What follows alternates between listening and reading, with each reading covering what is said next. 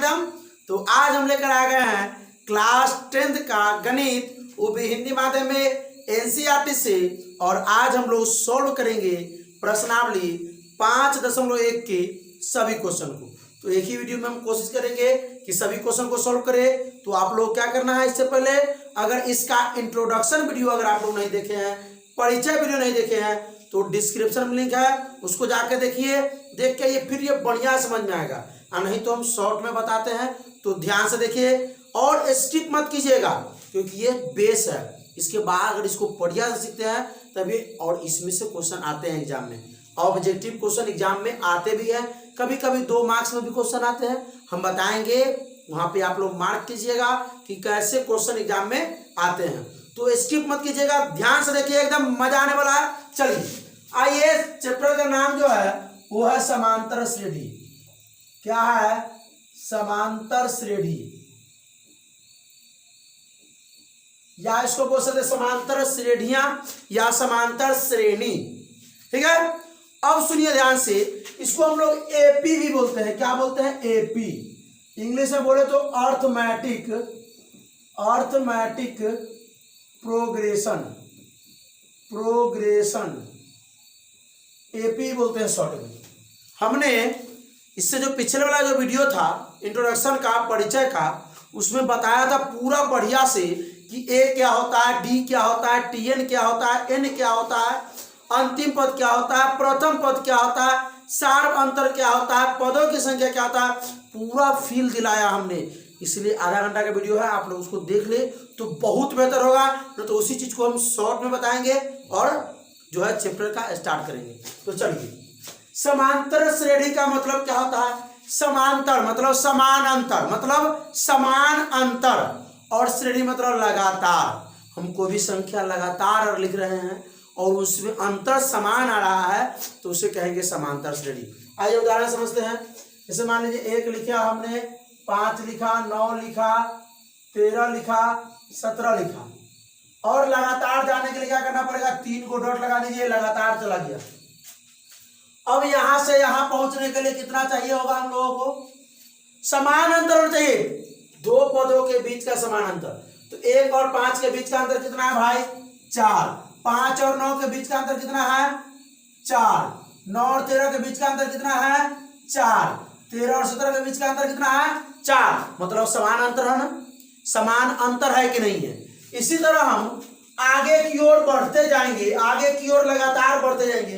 ये हमने पहला पद लिखा, दूसरा पद, तीसरा पद, चौथा पद, 5वां, 6ठा, 7वां, 8वां, 9वां, 10वां, जहां हमारा अंतिम पद होगा, अंतिम पद को हम लोग टीएन बोलते हैं। क्या बोलते हैं? टीएन। तो इसी प्रकार हम इसको T1 बोल सकते हैं, T2 बोल सकते हैं, T3 बोल सकते हैं, T4, T5, उसी तरह डॉट डॉट आगे आकर के इसको हम बोल सकते हैं डॉट डॉट अंतिम पद को टीएन। क्या बोल सकते हैं? टीएन। कोई दिक्कत? कोई दिक्कत? सुनिए, हमने बताया कि टीएन होता क्या है। टीएन का फॉर्मूला, टीएन हमको मजबूर क्यों किया गया टीएन निकालने के लिए? अंतिम पद का फॉर्मूला ऐसा क्यों बना? हमने बताया है, पूरा फील दिलाया है। डायरेक्ट टीएन वाला फॉर्मूला याद कर लीजिएगा, a + n - 1 × d। लेकिन क्यों इसकी आवश्यकता हमें क्यों पड़ी? हम लोग इसका यूज क्यों करते हैं, प्रयोग क्यों करते हैं? इसका फील आपको इंट्रोडक्शन वाला वीडियो में मिलेगा। बार बार बताएंगे तो वीडियो का ज्यादा बड़ा हो जाएगा। तो देखिए आइएगा इसे। तो T1, T2, T3। अब सुनिए ध्यान से, क्या गौर से देखिएगा, T2 - T1 बराबर है कि नहीं है? 5 - 1 बराबर 4। T3 - T2 बराबर यानी कि 9 - 5 बराबर 4। T4 - T3 क्या है आपका? 13। T3 क्या है? 9। कितना आ गया? 4। T5 - T4 मतलब अगला वाला में से उसके अंतर मतलब क्या होता है? बड़े में से छोटे से घटा दीजिए, मतलब उसके अगला में से उसका पिछला घटा देते हैं। क्या? तो अगला में से पिछला घटा, तो अगला क्या है? 17 में से क्या घटाना है? 13। कितना बचा? 4। यानी ये जो हमको मेरे अंदाज से लग रहा है कि T2 - T1, T3 - T2, T4 - T3, T5 - T4 सब एक दूसरे के बराबर होना चाहिए। सब क्या होना चाहिए? दूसरे के बराबर होना चाहिए, तभी होगा समांतर श्रेणी में, और नहीं तो नहीं होगा। बात समझ में आया? बात पचा। और इसी चीज को हम लोग डी बोलते हैं, इसको हम लोग डी से भी सूचित करते हैं। किससे? डी से। बहुत जगह है D1 D2 D3 मान लिया जाता है। ये दोनों के बीच का अंतर को D1 मान लिया जाए, ये दोनों के बीच का अंतर को D2, ये दोनों के बीच के अंतर को D3, ये दोनों के बीच के अंतर को D4, लेकिन D ही मानेंगे। ठीक है, जिसको सार अंतर कहते हैं, पदों का अंतर कहते हैं। ये समझ में आया बढ़िया से? कोई दिक्कत यहाँ पे? पहला पद को T1, दूसरा पद को T2, तीसरा पद को T3, चौथा पद को T4, पांचवा को T5, उसी तरह अंतिम पद को Tn मानते हैं। ठीक है, चलिए इसको मिटा दिया जाए, आगे देखा जाए। आइए सवाल करते हैं। आज हम लोग सवाल नहीं लिखेंगे बोर्ड पे, हर बार सवाल लिखते हैं, लेकिन आज नहीं लिखेंगे। आज आप लोगों को बुक लेना पड़ेगा। ठीक है, हम भी बुक से करेंगे, हम भी बुक लाए हैं। ठीक है, चलिए तो ध्यान से देखिए। बुक में 5.1 का जो पहला क्वेश्चन है वो क्या कह रहा है, आप लोग भी बुक निकाल के देखेंगे। चलिए, बुक में क्या कह रहा है कि निम्नलिखित स्थितियों में से किन स्थितियों में संबंध संख्याओं की सूची एपी में है और क्यों? मतलब बताइए कि जो सूची दिया बनाना है, पहले सवाल दिया है, उसकी सूची बनाइए, लिखिए और बताना है समांतर श्रेणी में है कि नहीं है। है कब होगा? कब होगा? जब दूसरा पद में से पहला पद घटाएंगे और तीसरा पद में से दूसरा पद घटाएंगे और चौथा पद में से तीसरा पद घटाएंगे। सब बराबर होना चाहिए, समान अंतर होना चाहिए पदों को, पदों की संख्या को, ना पदों का अंतर। तो ध्यान से देखिए। तो सवाल हमारा क्या कहा, एक मिनट रुकिएगा थोड़ा, चलिए एक मिनट हो गया। ठीक है, चलिए क्या है, पढ़ते पहला क्वेश्चन लेते हैं हम लोग। पहला क्वेश्चन लेते हैं। पहला क्वेश्चन बोला कि आप लोग किताब पढ़िएगा कि प्रत्येक किलोमीटर के बाद का टैक्सी का किराया, प्रत्येक किलोमीटर के बाद का टैक्सी का किराया, जबकि प्रथम किलोमीटर के लिए किराया 15 रुपया है और प्रत्येक अतिरिक्त किलोमीटर के लिए किराया 8 रुपया। बात समझ में आ गया? कह रहा है, इसका कहने का मतलब है कि पहली बार जो किराया है, प्रथम किराया 15 रुपया है पहली किलोमीटर का। तो प्रथम जो किराया है, प्रथम किराया कितना है? 15 रुपया। और क्या रहा? अतिरिक्त किलोमीटर के लिए 8 रुपया। प्रथम किलोमीटर जो है, प्रथम किलोमीटर लिख लेते हैं, प्रथम किलोमीटर का किराया कितना है? 15 रुपया। और प्रत्येक किलोमीटर बढ़ाने पर, तो दूसरा किलोमीटर अगर हम जाएंगे, तो दूसरा किलोमीटर अगर हम जाते हैं ना, किलोमीटर का किराया कितना हो जाएगा, थोड़ा बताएंगे आप लोग भाई। प्रथम का 15 रुपया है ना, आज ऐसी एक बढ़ा दिए, आगे बढ़ेंगे तो 8 रुपया तो हमको एक्स्ट्रा लग जाएगा ना। अतिरिक्त का 8 रुपया है तो 8 रुपया तो एक्स्ट्रा लग जाएगा। बात समझ में आया? तो 15 जोड़ 8 यानी कि हो गया 23 रुपया। अगर हमको तीसरा किलोमीटर जाना है, तीसरा किलोमीटर जाना है, तो तीसरा किलोमीटर का किराया कितना हो जाएगा? किराया कितना हो जाएगा? दूसरा किलोमीटर 23 था, तो 23 जोड़ 8 मतलब हो गया 31 रुपया। और निकालना है, मान लीजिए अगर हमको चौथा किलोमीटर जाना है, किलोमीटर अगर जाना है हमको, तो उसका किराया कितना होगा? मतलब तीसरा के बाद भी 8 रुपया जुटेगा, मतलब 15 जोड़ 8 जोड़ 8 जोड़ 8 मतलब 31 जोड़ 8 मतलब 39 रुपया। तो अब सुनिए कि देखना है कि समांतर श्रेणी में है कि नहीं है। तो आइए देख लेते हैं। पहला क्या था? 15 रुपया। अगला क्या था? 23 रुपया। अगला क्या था? 31 रुपया। अगला क्या था? 39 रुपया। अब इसको देख लेते हैं हम लोग। क्या? आइए, तो इसको T1 माना जाए, इसको T2, इसको T3, इसको T4। सभी का अंतर अगर समान आए तो कहेंगे समांतर श्रेणी में है, नहीं तो नहीं है। आइए देख लेते हैं, एपी में है, नहीं तो नहीं है। तो T2 माइनस T1, 23 माइनस 15 मतलब 8। T3 माइनस T2 मतलब 31 माइनस 23 8। T4 माइनस T3 मतलब 39 माइनस 31। दुइयों पर पता चल गया क्या? दो ही पर पता चल गया कि ये समान है। मतलब ये एपी में है, एपी में है, क्योंकि सभी का अंतर कितना आ रहा है, 8 आ रहा है। आगे आइए, किसी दूसरा क्वेश्चन, किसी बेलन में उपस्थित हवा की मात्रा, बेलन में उपस्थित, बेलन जो है एक सिलेंडर है, बेलन है, एक सिलेंडर है, बेलन है, ठीक है, एक बेलन है, बेलन है, इसमें उपस्थित हवा की मात्रा, जबकि वायु निकालने वाला पंप प्रत्येक बार बेलन की शेष हवा का 1/4 भाग निकाल देता है ना, उसमें जो शेष बची जो मात्रा है उसका बताना है। लेकिन प्रत्येक बार, माइक का तार बार बार, हाँ, प्रत्येक बार क्या करता है कि जितना हवा होता है सिलेंडर में उसका 1/4 1/4 भाग वो निकाल लेता है, फिर बचता है उसमें से भी 1/4 भाग निकाल लेता है, फिर बचता है उसका भी 1/4 भाग निकाल लेता है। आइए समझिए, तो मान लेते हैं, माना कि अच्छा हवा जो होगा बेलन में वो तो आयतन में होगा, क्योंकि बेलन का आयतन लंबाई गुना चौड़ाई गुना ऊंचाई, बेलन का आयतन होता है πr²h। आयतन जो होता है वो क्यू में होता है, घन में होता है, मीटर क्यू में होता है। तो हम लोग इसके आयतन को क्या मान लेंगे, माना कि हवा का आयतन, क्या, आयतन को इसे v से नोट कर देंगे, किससे, v से।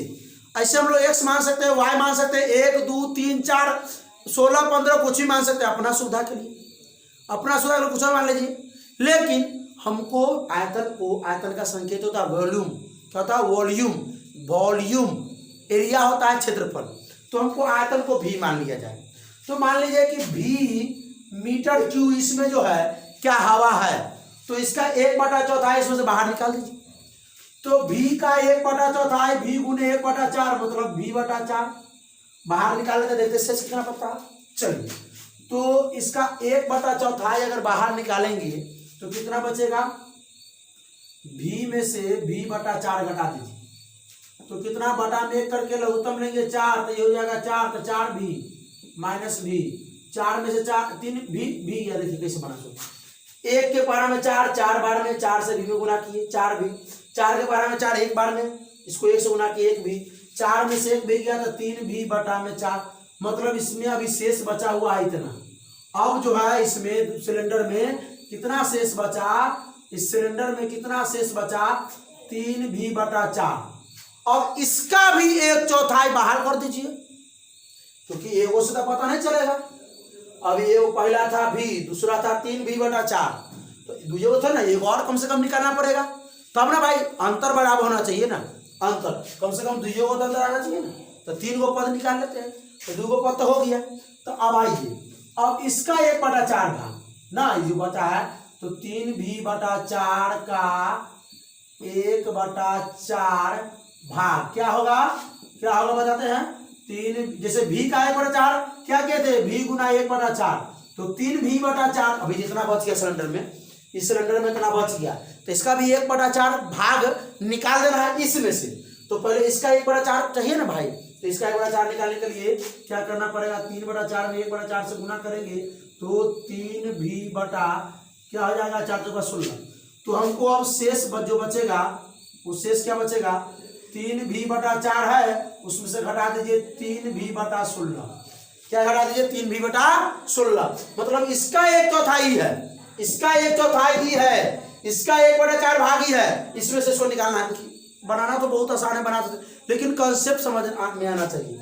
आइए, तो 1 4 16 का लघुत्तम 16, ये 4 के बार में 16 के बार में आ जाएगा 4 बार में, तो 4 से गुना कीजिए, 3 2 12 भी, माइनस 16 के बार में 16 एक बार में, इसको 1 से गुना कीजिए, तो 16 - 3 तो 9v/16, ये हो गया। एनसीईआरटी के अनुसार इसको आंसर जो है इसको इस प्रकार लिखा गया हुआ 3/4 और v² इस प्रकार दिया हुआ है। 3/4 इसका वर्गमूल कर दिया है, इसका स्क्वायर कर दिया है, और नहीं तो आप आंसर ना भी लिख सकते, कोई दिक्कत नहीं, नो प्रॉब्लम। ठीक है, तो आइए समझते हैं, ध्यान से देखिए। एक आपका निकला v, एक 3v/4, एक 9v/16। अब देखिए घटा करके देखते हैं, आइए बराबर आता कि ना है। तो इस दूसरा में से पहला पद है, इसको t1 मान लीजिए, इसको t2 है, इसको t3, तो दूसरा में से पहला घटा दीजिए, 3v/4 में से v घटा देंगे, देखिए 4, तो ये हो जाएगा 3v, माइनस में 1 चौका 4 तो 4v, यानी -4 माइनस 3 में से 4 गया तो -1 भी है बटा में 4। अब इसमें से 9v/16 में से 3v/4 घटा दीजिए। 4 16 16 कम 16 9v 4 चौका 16 3 चौका 12v तो -3v/16 यानी एक दूसरे के बराबर नहीं है, मतलब एपी में नहीं है, एपी में नहीं है। अगला क्वेश्चन तीसरा नंबर देखा जाए। तीसरा नंबर क्या देखा जाए, आप लोग पढ़िएगा। तीसरा नंबर, प्रत्येक मीटर की खुदाई के बाद एक कुआं खोदने में आई लागत कितना होता है? जबकि प्रथम मीटर खुदाई का लागत 150 रुपया है और बाद में प्रत्येक मीटर खुदाई का लागत 50 रुपये बढ़ती जाती है। सुनिए, कुआं खुदवाना है, ठीक है। पहला मीटर जब कुआं खुदाएगा तो उसका खर्चा कितना है? 150 रुपया। उसके बाद जितना मीटर एक्स्ट्रा खोदते जाइए उसमें 50-50 बढ़ते जाएगा। तो आइए, माना कि पहली मीटर कुआं खुदाई का खर्च जो है वो 150 रुपया है, पहले मीटर का हो गया। उसी प्रकार दूसरी मीटर कुआं खुदाई का खर्च, दूसरी मीटर आप लोग पूरा लिखिएगा। तो दूसरी मीटर क्या होगा कि हर एक मीटर पर 50 रुपया बढ़ते जाएगा। लेकिन पहला बार जो खोदा है तो 150 रुपया लिया, अगले बार हर मीटर खोदने का खर्च कितना? 50 रुपया बढ़ते जाएगा। तो आइए, 150 में 50 जोड़ेंगे मतलब 200 रुपया। तीसरी मीटर का निकाल लेते हैं 200 जोड़ 50 मतलब 300 रुपया। चौथी मीटर का निकाल लेते हैं, चौथी मीटर का 250 ना होगा, 200 जोड़ 50 तो 250 जोड़ 50 यानी कि 300 रुपया। अब हम लोग देखते हैं कि समांतर श्रेणी में है कि नहीं है। आईएपी में है कि नहीं। पहला क्या था? 150। दूसरा क्या था? मीटर का खर्चा 200 रुपया। तीसरा मीटर का खर्चा 250। चौथा मीटर हमने खोदवाया 300 रुपया। तो इसको T1 मान लिया जाए, इसको T2, इसको T3, इसको T4। तो आइए देखते हैं, T2 minus T1, 200 minus 150, 200 minus 150 हो गया 50 रुपया। T3 minus T2, T3 250 minus T2 कितना? 200, कितना हो गया? 50 रुपया। यानी मतलब ये बराबर है। हमको दुइयों से आया था, तीनों से। हमको 300 में से भी 250 अगर घटाएंगे तो भी बराबर है। तो लिखेंगे एपी में है, एपी में है, क्योंकि इसका प्रत्येक पदों का अंतर 50 है। आइए चौथा क्वेश्चन करते हैं। फर्स्ट क्वेश्चन हो गया। आइए चौथा क्वेश्चन देखिए। खाते में प्रत्येक वर्ष का मेष धन जबकि 10,000 रुपए की राशि 8% वार्षिक दर की से चक्रवृद्धि ब्याज पर जमा की जाती है। मतलब बैंक में 10,000 रुपया है, मतलब मूलधन हुआ, और दर जो है उसका 8% जो है प्रति वर्ष जमा करना है। और चक्रवृद्धि ब्याज, साधारण ब्याज नहीं, चक्रवृद्धि। समझते हैं चक्रवृद्धि ब्याज? साधारण ब्याज समझते हैं नहीं समझते, ये फिर दिलाते हैं। तो इसको पहला को मिटा दें, पहले आइए। तो पहले हमारा जो मूलधन था वो क्या था? अपना मूलधन है वो 10,000 है। कितना परसेंट से ब्याज लिए हुए हैं? तो कितना परसेंट? 8%। अब प्रति वर्ष निकालना है चक्रवृद्धि ब्याज, ठीक है। प्रति वर्ष चक्रवृद्धि ब्याज।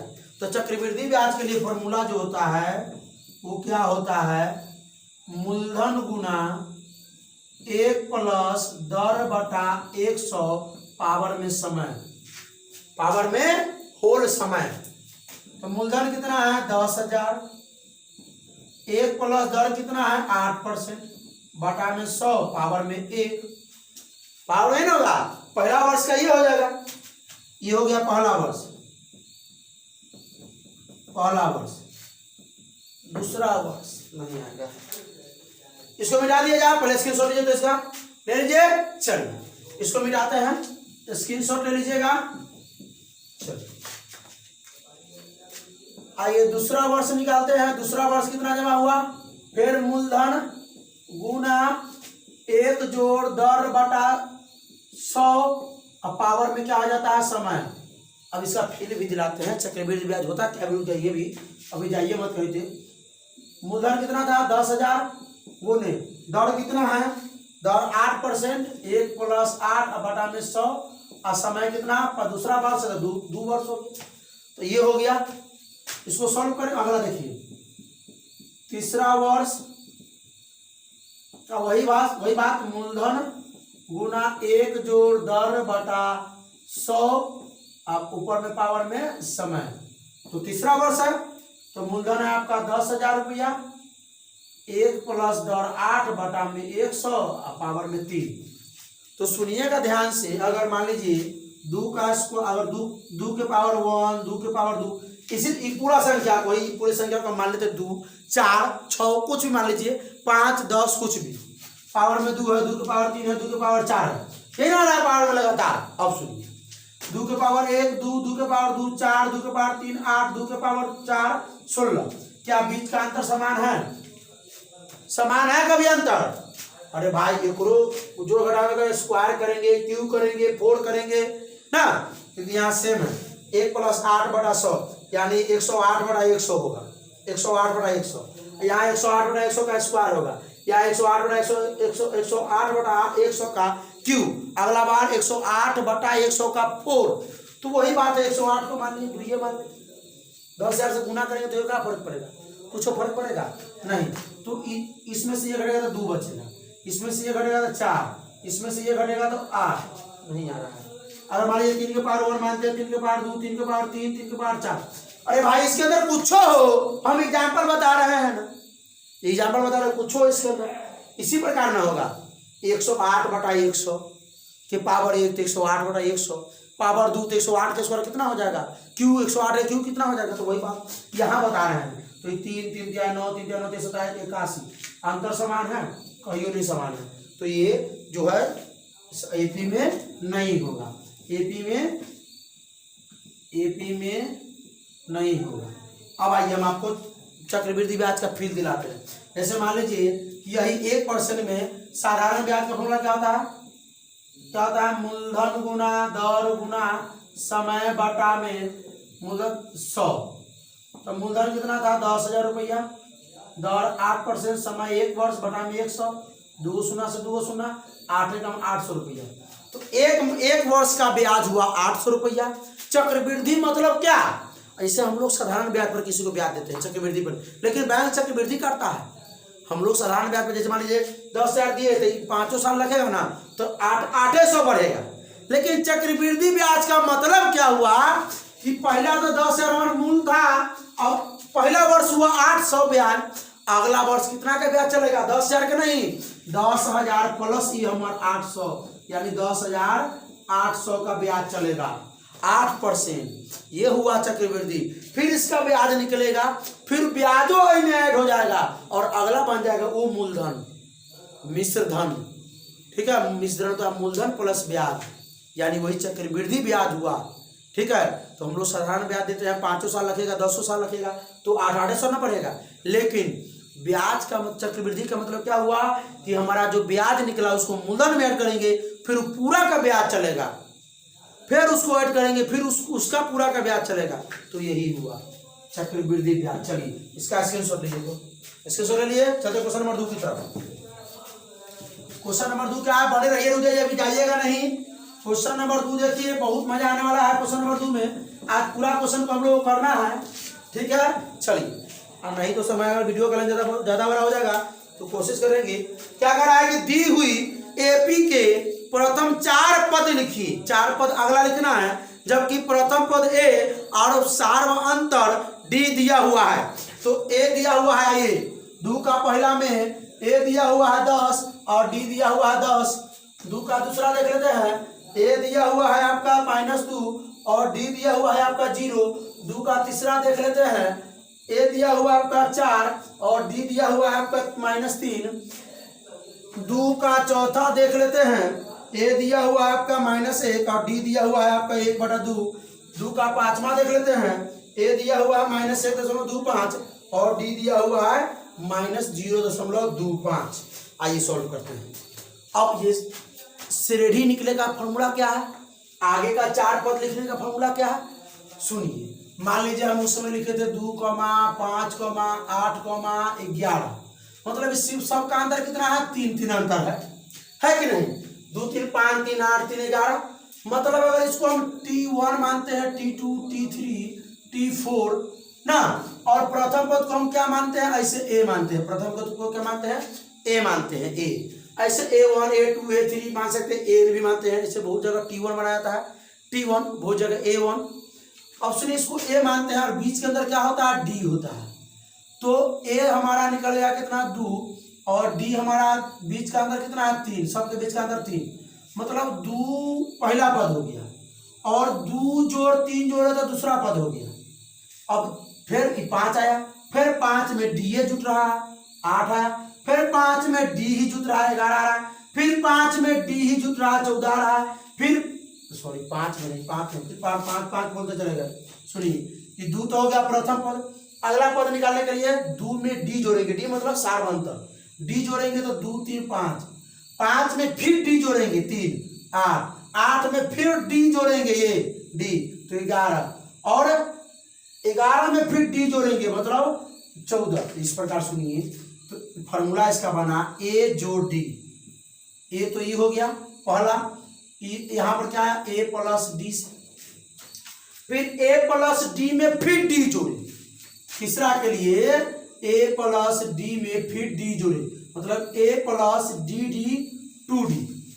अब इसमें भी अगला पद निकालने के लिए A प्लस D था, अगला एक और D जोड़ दिए, लगातार D जुट रहा है मतलब A प्लस 3D हो गया, अगला A प्लस 4D हो गया, हुआ कि नहीं हुआ। तो ये श्रेणी निकालने का फॉर्मूला होता है, ये होता है श्रेणी निकालने का फॉर्मूला होता है। डाटे हम हटा सकते लेकिन फील दिलाए हैं, समझ में आया कि श्रेणी निकालने का formula A plus D A plus 2D A plus 3D A plus 4D होता है। ठीक है, चलिए इसको नोट मिटा दे, आइए आगे देखिए इसको निकाल देते हैं। तो श्रेणी आगे 4 पद लिखना है, तो पहला पद तो 10 हो गया, दूसरा पद क्या करते हैं हम लोग श्रेणी का 4 पद निकला ना, तो पहला होता है A, दूसरा A प्लस D, अगला A प्लस 2D, अगला A प्लस 3D, 4 हो गया। तो A क्या हो गया 10, अब A कितना है 10 और जो D कितना है 10, तो 10 कितना 20 हो गया। अगला निकालने के लिए 20 में फिर 10, क्योंकि भाई आंसर प्रैक्टिकल हम निकाल सकते हैं, क्योंकि 10 प्रथम पद है और D 10 है, तो 10 में 10 बढ़ाना 20 आ गया, 20 में फिर 10 बढ़ाना 30, 10 में फिर 10, 30 में फिर 10, 40 में फिर 10, 50 में फिर 10, यानी कि इस प्रकार लगातार D ही बढ़ाना चला। तो यहाँ D ना बढ़ रहा है, ये तो है, तो A प्लस D एगो था, यहाँ D 2 को, यहाँ D 3 को, तो D ना बढ़ रहा है। चलिए तो यहाँ A के मान 10 प्लस 2 गुने D के मान 10, A plus 10 Guna 20 plus 30 formula से, नहीं तो हम लोग इसे भी निकाल सकते थे ना, A plus D I A के मान 10 और 3 गुने D के मान 10, तो 10 प्लस 30 यानी हो गया 40, आ गया 10 20 30 40। आइए इसको सॉल्व किया जाए, प्रैक्टिकली सॉल्व करें, प्रैक्टिकली चलिए आइए प्रैक्टिकली का पहला पद -2, इसमें D जोड़ेंगे, D मतलब 0, तो -2 में अगर 0 जोड़े भाई -2 हुआ, फिर D जोड़े -2 हुआ, फिर D जोड़े -2 हुआ। अब फॉर्मूला से निकालेंगे तो आइए A प्लस A बराबर -2, A प्लस D, तो A के मान -2 और जोड़ D के मान 0 मतलब -2, A प्लस 2D मतलब A के मान -2 और 2D तो प्लस 2 गुने D के मान 0 मतलब -2 जोड़ 0 मतलब -2, कितना निकालिएगा वही ना होगा। आइए इसको भी प्रैक्टिकली निकाले, प्रैक्टिकली चलिए A बराबर 4 में कितना जोड़ना है, 4 में जोड़ना है -3, तो 4 में -3 जोड़ेंगे तो 1 आएगा, क्योंकि 4 में से 3 1 घट रहा है 1। अब 1 में भी क्या, क्योंकि हमेशा हमको क्या बढ़ाना है, D ही बढ़ाना है, D बढ़ाना है, D को आगे बढ़ा देना है, जोड़ देना है। तो 1 में कितना जोड़ना है, अब 1 में जोड़ना है -3, तो 1 में -3 जोड़ेंगे तो -2 हो जाएगा, -2। और -2 में कितना जोड़ना है, फिर -3 में जोड़ना है, -2 में जोड़ना है -3, तो -2 -3 तो -5, ये हो गया। फॉर्मूला से निकालना चाह रहे हैं, आइए A बराबर 4, A प्लस D, तो A के मान 4 जोड़ D के मान कितना, D के मान -3, तो 4 में से -3 प्लस 1, अब A प्लस 2D, तो A के मान 4 प्लस 2 गुने D के मान कितना, D के मान -3, तो हो जाएगा A के जगह पे 4 प्लस माइनस के 4 ना, कितना हो गया 3 दूना 6, 4 प्लस और माइनस, प्लस 2 माइनस 3 गुना करेंगे -6 यानी -2। a प्लस 3d मतलब 4 प्लस 3 का 3 और d के मान कितना है -3 है ना। तो ये कितना आ जाएगा 4 प्लस माइनस माइनस 3 दिया है 9 यानी -5। प्रैक्टिकली निकाल सकते हैं जैसे हम अनुष्य निकाल सकते हैं। प्रैक्टिकली की क्या है फॉर्मूला से, चलिए a 1 हो गया, a प्लस d, a के मान 1 प्लस d के मान 1/2। आइए लघुत्तम लेते हैं 2, 1 दूना 2 तो 2 जोड़ 2 एकम 2 1 तो 3/2। आइए a plus 2d, a plus 2d तो a के जगह पे 1 और प्लस 2 गुना d के मान कितना 1/2, 1/2, 2 से 2 कट गया तो 1 जोड़ 1 जोड़ 1 2। आइए a प्लस 3d तो 1 प्लस 3 गुना d के मान 1/2, 1/2 तो 1 प्लस 3 एकम 3/2। लघुत्तम लेंगे 1 2 का लघुत्तम 2, 1 दूना 2 तो 2 आती 2 एकम 2 तो इतना तो नहीं आता होगा, ऐसे तो होगा नहीं 5/2, 3 2 5/2, 1 दूना 2 2 3 5 है ना। आ गया इसको देखते हैं। आइए a के मान -1.25 प्रैक्टिकली भी निकाल सकते हैं हम। a में a प्लस d तो -1.25 जोड़ ये माइनस में है -0.25 तो दोनों माइनस से माइनस जुड़ जाता है ना, तो माइनस जुड़ जाएगा तो माइनस माइनस रहेगा। और ये 5 5 10 के 0 10 2 2 4 1 5 और हो जाएगा 0 1 0 1 1 1.50 मतलब पाँचों बोल सकते हैं 1.5। अब a प्लस 2d a के मान -1.25 और प्लस में 2 गुना d के मान माइनस में 0.25 है ना, होगा 0.25 तो देख लेते हैं -1.25 प्लस माइनस और 2 5 कितना आ जाएगा 25 50 यानी कि 0.50 जोड़ेंगे तो कितना आ जाएगा -1.75 है ना, होगा ये हो गया। इससे अगला भी निकाल लेते हैं, एक बार चाहिए ना 2d क्या हो गया 3 को हो गया। इसमें नहीं दिए भाई, इसमें सब नहीं दिए 1, 3/2, 2, 5/2 से रेडी हो गया। इसमें भी नहीं दिए, इसमें कितना था 4, 1, -2, -5 इसमें भी नहीं दिए, इसमें भी -2, -2। आइए इसमें आइए और निकाल लेते पहले। a प्लस 3d a के जगह पर हो गया -1.25 जोड़ अब 3 गुना d के मान -0.25 तो -1.25 ये प्लस ही माइनस 25 × 75 0.75 यानी -2.00 हो जाएगा। तो ये इसका आंसर हम लोग ऐसे लिख सकते हैं कि हो गया -1.25 कितना हो गया -1.5 -1.75 -2.02 ठीक है 2.0 से 2 ये हुआ 2 समाप्त। चलिए 2 नंबर क्वेश्चन हुआ। 1 मिनट हम देख लेते वीडियो का लेंथ कितना है, उसके बाद हम लोग अगला क्वेश्चन सॉल्व करेंगे, नहीं तो वीडियो को यहीं समाप्त करेंगे। तो वीडियो का लेंथ थोड़ा ज़्यादा बड़ा हो चुका है, आधा घंटा लगभग हो चुका है, तो हम लोग क्वेश्चन नंबर 3 को और 4 को नेक्स्ट वीडियो में करते हैं।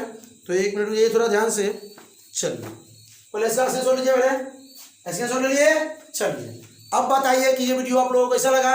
अगर अच्छा लगा तो क्लास 10 के जो स्टूडेंट के साथ इस वीडियो को ज़्यादा शेयर कीजिए, और कोई प्रॉब्लम हो तो कमेंट कीजिए।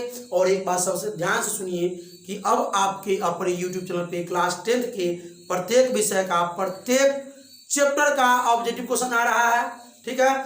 और क्या करना है आप लोगों को, प्लेलिस्ट में जाना है और कम से कम एक चैप्टर से हम 30 से 40 क्वेश्चन 50 से 60 क्वेश्चन लिए है, क्योंकि ऑब्जेक्टिव क्वेश्चन इसलिए आप लोगों को बना के हम प्रोवाइड कर रहे हैं।